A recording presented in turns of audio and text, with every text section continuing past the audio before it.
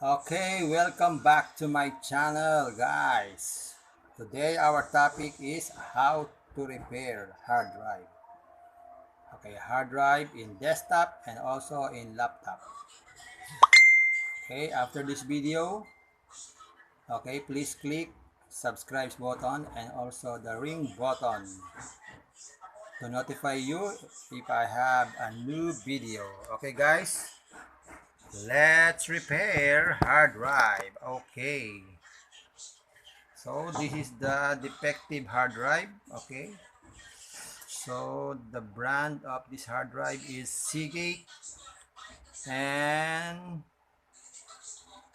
the capacity is 750 gigabytes.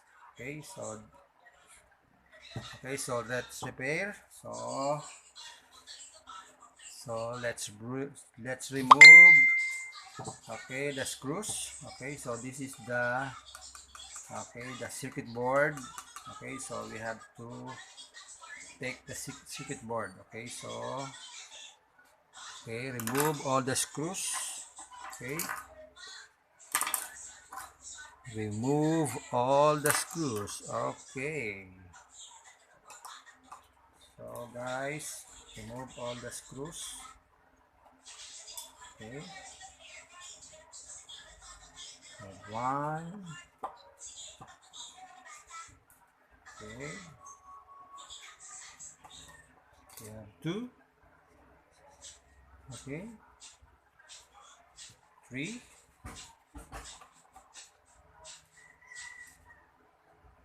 and four,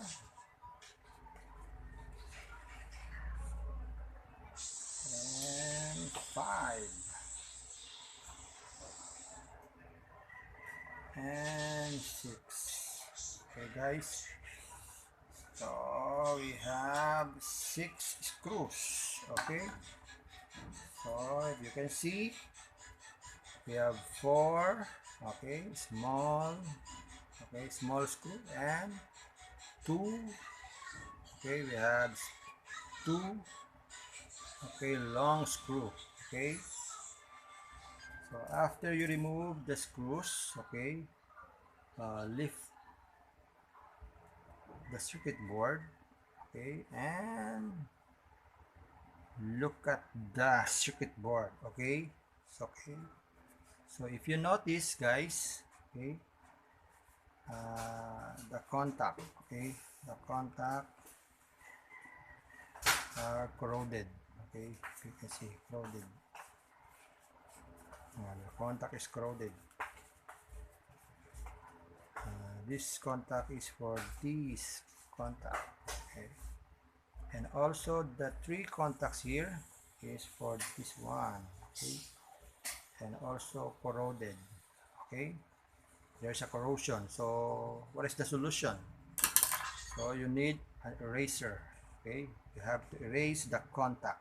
Okay, you have to erase the contact. Okay, erase the contact.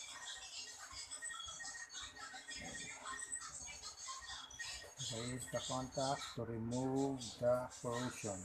Okay,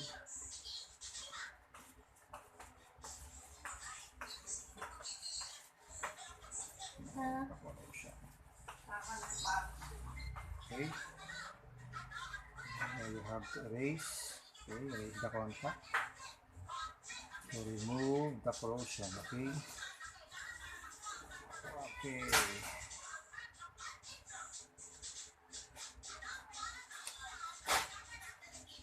Okay.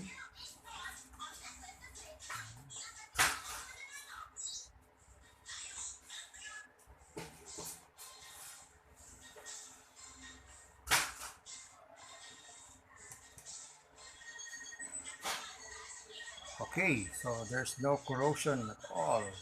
Okay, look at this. Okay, very clean. Okay, and also the three contacts. Okay, you have to also erase. Okay,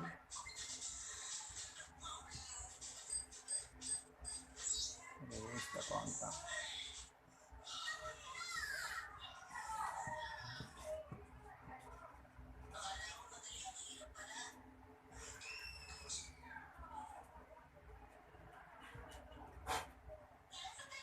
Okay, I have to erase the corrosion. Okay, there. Okay, so look at this. Okay, you can see the contact is clear. Okay, there's no corrosion at all. Okay, and also after you clean the contacts, also clean the contacts in the hard drive. Okay, this is the hard drive, so you have to clean also. Okay, so sometimes there is a corrosion here. The three contacts. Okay,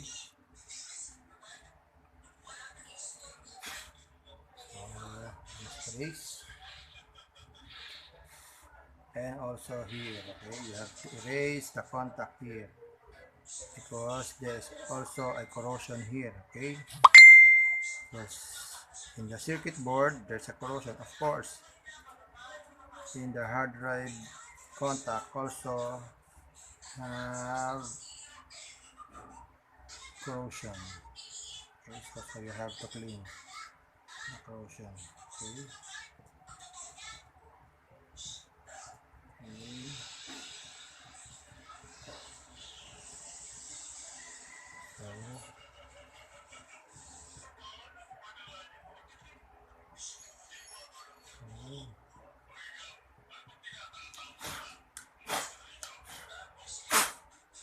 So you have to remove the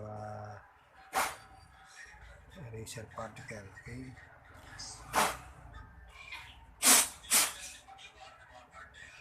Okay. Okay. Okay. So after erasing the contacts in the hard drive and also the circuit board, okay, so you have to put it back. Okay, put it back the circuit board. Okay, make it sure that this properly, okay,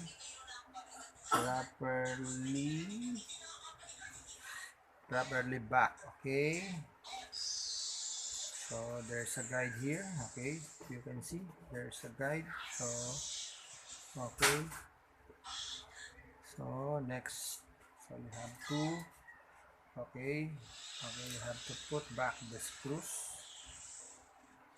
Okay. Okay.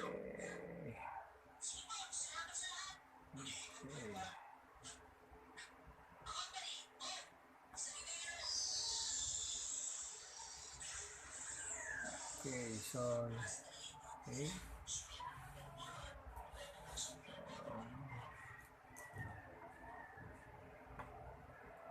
Okay. And also this one. Okay. And also this long screw. Okay. And the last one. Okay. Let's go back the long screw. Okay.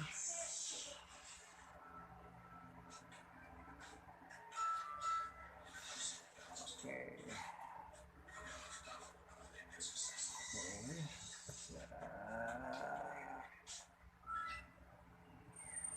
Okay. Okay. Be sure to tighten the screw.